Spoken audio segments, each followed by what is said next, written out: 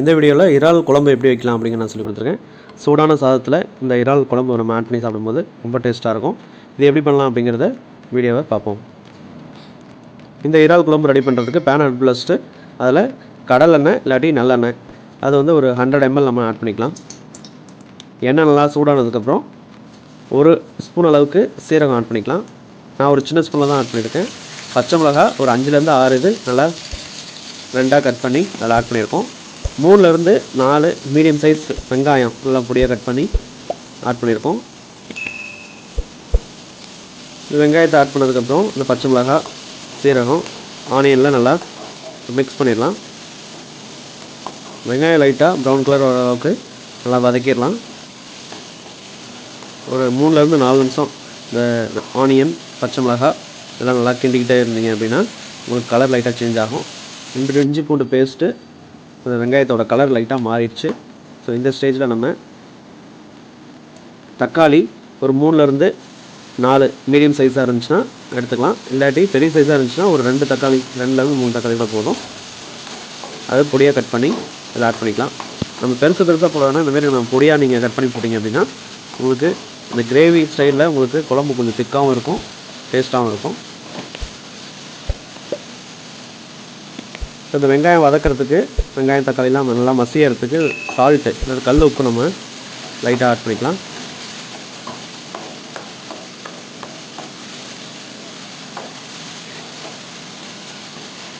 இந்த தக்காளி ஒரு 2 நிமிஷத்துலேருந்து 3 நிமிஷம் வரலையும் நல்லா வதக்கிடலாம். போட்டு நல்லா அந்த பச்சை ஸ்மெல் போகிற அளவுக்கு நல்லா மிக்ஸ் பண்ணிடலாம்.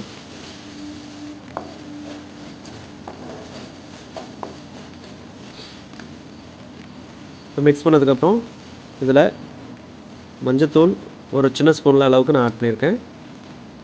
தனியாக மசாலா கிடையாது, நான்வெஜ்ஜு யூஸ் பண்ணுற குழம்பு மசாலா நம்ம இதுக்காக ஏதாவது ஒன்று இதில் ஆட் பண்ணிக்கலாம். ஒரு 25 கிராம் 1 கிலோ இறாலுக்கு நான் ஒரு 25 கிராம் நான் ஆட் பண்ணியிருக்கேன். இல்லை அப்படின்னா ஒரு டேபிள் ஸ்பூன் அளவுக்கு தனி மிளகாய் தூள் இல்லாட்டி சாம்பார் மிளகாய் தூள் இருக்குது பார்த்தீங்களா, அதை ஆட் பண்ணிக்கோங்க. ஒரு அரை ஸ்பூன் அளவுக்கு மல்லித்தூள் ஆட் பண்ணிக்கங்க, இது நல்லாயிருக்கும். இப்போ இந்த மசாலா ஆட் பண்ணதுக்கப்புறம் லைட்டாக வாட்டர் ஆட் பண்ணி நல்லா மிக்ஸ் பண்ணிக்கலாம். அடி பிடிக்காம அளவுக்கு தண்ணி நம்ம ஆட் பண்ணியிருக்கோம்.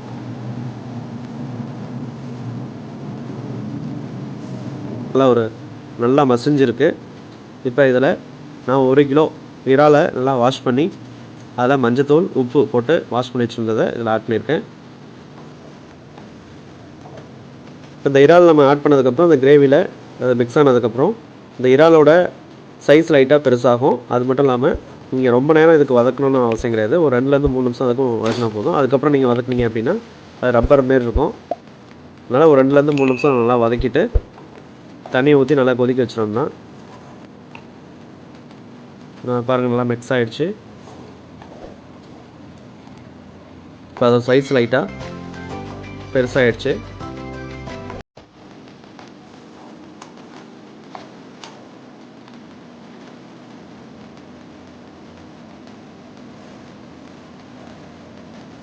நம்ம ஒரு 3லேருந்து 4 நிமிஷம் அளவுக்கு நல்லா வதக்கியாச்சு. அதில் தண்ணி நம்ம பத்தலாம் அப்படின்னா ஆட் பண்ணிக்கலாம்.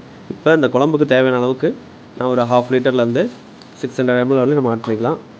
ரொம்ப ஆட் பண்ண வேண்டாம். தண்ணி ஆட் பண்ணிவிட்டு நல்லா மிக்ஸ் பண்ணி விட்டுருங்க. இந்த இறாலை பொறுத்தவரையும் ஒரு நமக்கு வந்து இந்த ஃபிஷ் மாரி குழஞ்சிடாது. நீங்கள் எவ்வளோ தான் நீங்கள் கொதிக்க விட்டாலும் அது அப்படியே தான் இருக்கும். அதனால் ஒரு 10லேருந்து 12 நிமிஷம் நல்லா கொதிக்க விட்டிங்கன்னா போதும், நல்லா குக் ஆகிடும். சாதத்தில் இந்த ரசம் சாப்பிடும்போது ரொம்ப டேஸ்ட்டாக இருக்கும். இதே அளவுகளோட நீங்களும் ட்ரை பண்ணி பாருங்கள், கண்டிப்பாக ரொம்ப நல்லாயிருக்கும். ட்ரை பண்ணி பார்த்துட்டு எப்படி இருந்துச்சுன்னு சொல்லுங்கள்.